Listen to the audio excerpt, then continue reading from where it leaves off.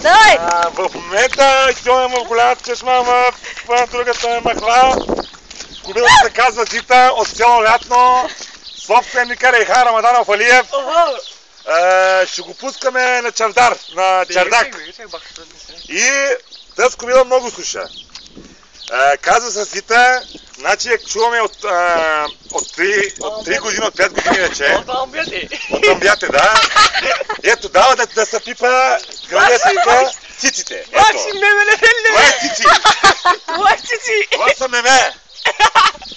Ето, това е баджак. Ето, дигам баджака. Дигай баджака, ма. Зита, дигай баджака. Дигай. Ей! Не възрастите, ма. Майка ти.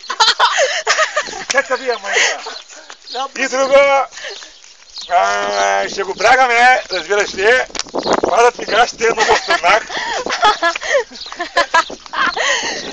И друго, сега отиваме на голяма чешма. Това се Дада.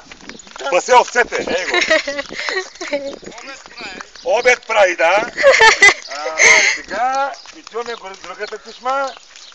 Ще им напоиме да пие вода с кобила. Качи се върху нея, Ади.